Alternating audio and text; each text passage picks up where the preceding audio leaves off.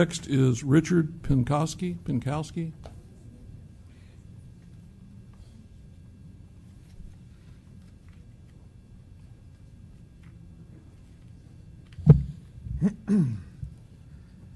I also happen to be one of the preachers that was at that event.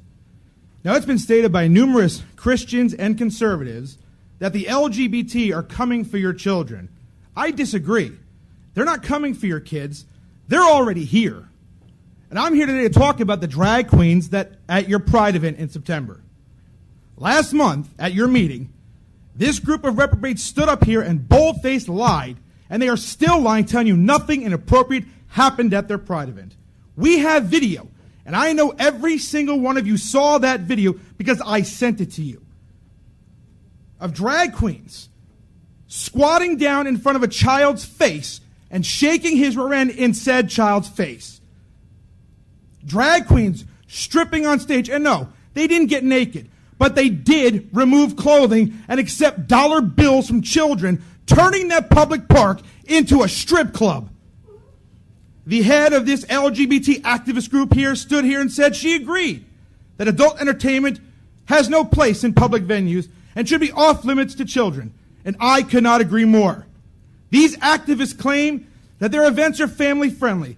But what you don't realize is when they say family friendly, they're not talking about families the way you and I would. Family friendly to them is a form of code. Drag Queen Story Hour is family friendly in the sense of family as an old school queer code to identify and connect with other queers on the street. That is the goal, not to reinforce the biological family, but to facilitate the child's transition into the ideological family. You have to understand how they define family to understand what they mean by family friendly. Can you tell me what other event that you've gone to that features 11-year-old girls screaming at grown men about the size of their genitals while these perverts clap and cheer? Tell me where else that happens. It was so disturbing that even your news reporter said they didn't even know how to handle it. All they could do was smile. Where do children learn this stuff? They learn it at Pride events. They learn it from drag queens. The fact that that little girl stood there and talked and screamed at male genitalia and its size is proof that they are grooming your kids.